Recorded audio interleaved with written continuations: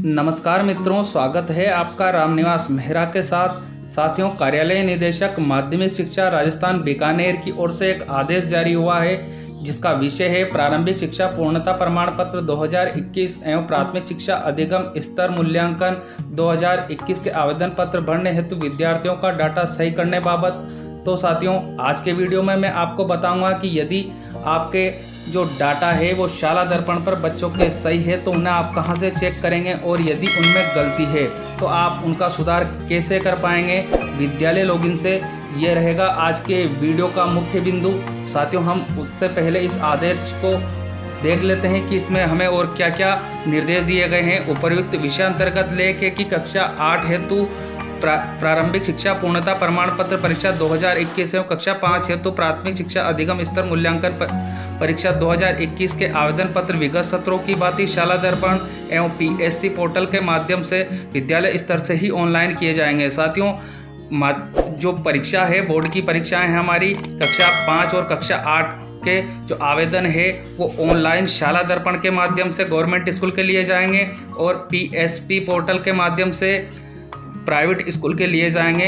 यह प्रक्रिया पूर्व की भांति ही रहेगी। अब अतः आवेदन प्रक्रिया प्रारंभ होने से पूर्व विद्यालय स्तर पर निम्नानुसार कार्य संपादित करवाना सुनिश्चित करें जिससे कि ऑनलाइन आवेदन में त्रुटि की संभावना नहीं रहे। साथियों, आपके जो डाटा है आपने पहले ही बच्चों के ऑनलाइन शाला दर्पण और प्राइवेट स्कूल पोर्टल पर पहले ही ऑनलाइन कर रखे हैं, लेकिन यदि उनमें किसी प्रकार की गलती है तो हमें क्या क्या चेक करना है वो हमें यहाँ निर्देश दिए गए हैं। विद्यार्थियों का नाम, माता पिता का नाम, जन्म दिनांक, लिंग, जाति आदि को भली भांति जांच कर विद्यालय के स्कॉलर रजिस्टर में दर्ज रिकॉर्ड से मिलान कर शाला दर्पण पर सही कर लें। आपको जब विद्यार्थियों के डाटा चेक करेंगे तो आपको आपका स्कॉलर रजिस्टर अर्थात प्रवेश पंजिका आपको आपके सामने रखनी है और उसमें जो विद्यार्थी की जो डिटेल हमें बिंदु संख्या 1 में दी गई है उसे भली भांति चेक करना है और देखना है कि कहीं गलती तो नहीं है। यहाँ दूसरे बिंदु में हमसे कहा गया है विद्यालय प्रोफाइल की सभी प्रविष्टियाँ जांच कर आवश्यक हो तो संशोधन करें। साथियों, विद्यार्थियों का डाटा हमारे शाला दर्पण की बात करें हम तो इसमें फॉर्मेट 5 और फॉर्मेट 9 में होता है, तो दोनों फॉर्मेट को हमें जांच लेना है। जो बच्चों का स्कॉलर रजिस्टर है उससे उसका मिलान कर लेना है, वो सेम होना चाहिए। इसमें हमें तीसरा बिंदु दिया हुआ है कक्षा 8 के किसी विद्यार्थी के तृतीय भाषा विषय में अगर परिवर्तन हो तो उसे सही करें। आपने जो कक्षा 8 के बच्चों को थर्ड लैंग्वेज अलॉट की है वो भी आपको चेक कर लेनी है। ये देखना है कि कहीं बच्चों को लैंग्वेज गलत तो अलॉट नहीं हो रही है। यदि गलत अलॉट हो रही है तो आपको उसे शाला दर्पण पर सही करना है। चौथा बिंदु इसमें स्पष्ट किया गया है कोई विद्यालय यदि शाला दर्पण पोर्टल पर रजिस्टर नहीं है तो निदेशालय से संपर्क कर पोर्टल पर रजिस्टर करवाएं। आपको यह भी देख लेना है कि आपका जो विद्यालय है वो पोर्टल पर रजिस्टर होना अनिवार्य है, अन्यथा आपको अगर रजिस्टर नहीं है तो आपको निदेशालय से संपर्क करना है और आपके विद्यालय को पोर्टल पर रजिस्ट्रेशन करवा लेना है। अब साथियों, देखते हैं हम इसी वीडियो में विद्यालय लॉगिन पर जाकर कि आपको कहां से कौन सी चीज़ अपडेट होगी और उसे कैसे आपको अपडेट करना है। तो चलिए साथियों, सीधे हम चलते हैं शाला दर्पण के विद्यालय लॉगिन पर।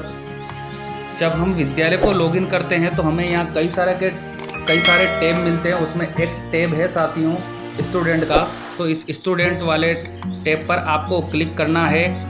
अब यहाँ हमारे सामने कई तरह के ऑप्शन खुलेंगे। यहाँ एक जो ऑप्शन हमें दिया हुआ है एडिट स्टूडेंट डिटेल फॉर्मेट 5, तो सबसे पहले आपको फॉर्मेट 5 को चेक करना है। इसके लिए हम यहाँ क्लिक कर लेते हैं, आपको भी यहीं क्लिक करना होगा।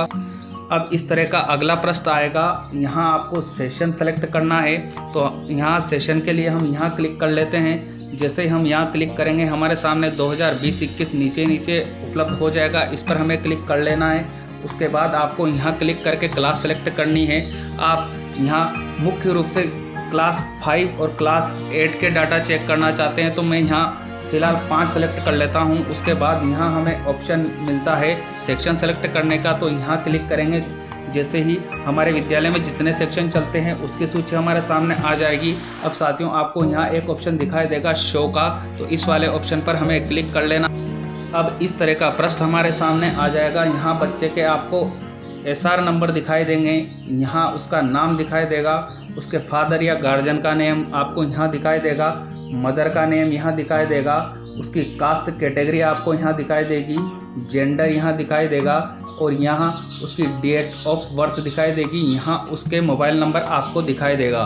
तो साथियों, इन चीज़ों को आपको आपके स्कॉलर रजिस्टर में मिलान करना है और यदि ये सही है तो आपके लिए बहुत बहुत आप धन्यवाद के पात्र हैं। और यदि इसमें कुछ भी गलती है तो यहाँ हमें एक ऑप्शन दिया हुआ है एक्शन का, इस पर आप जैसे ही क्लिक करोगे, जिस भी बच्चे के सामने ये एक्शन का बटन आ रहा है, इस पर क्लिक करते हैं तो यहाँ जो हमारी ये इन्फॉर्मेशन एडिट के लिए एक्टिव हो जाएगी। साथियों, मैं आपको क्लिक करके भी बताता हूँ। इस तरह से आपके सामने अब आपको यहाँ एक तो सेव का एक क्रॉस का निशान यहाँ मिलने लगेगा। तो आपको जो भी इस बालक के कमी थी या गलती थी उसे सुधार लें। उसके बाद जो आपको यहाँ ये सेव का ऑप्शन दिखाई दे रहा है, इस पर क्लिक कर दीजिएगा।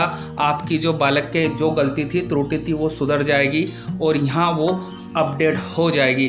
अब बात करते हैं साथियों हम फॉर्मेट 9 का। तो फॉर्मेट 9 आपको कहाँ मिलेगा वो भी मैं आपको दिखा देता हूँ।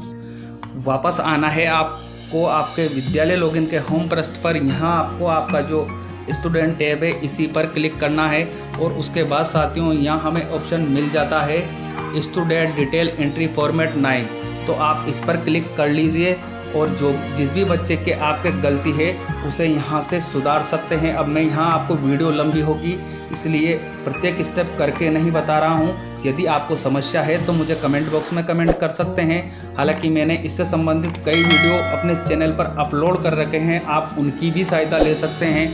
अब बात करते हैं जो हमारा उसमें मुख्य बिंदु था एक और थर्ड लैंग्वेज का, उसकी। तो साथियों यहाँ हमें एक ऑप्शन मिलता है student third language subject add और एडिट का।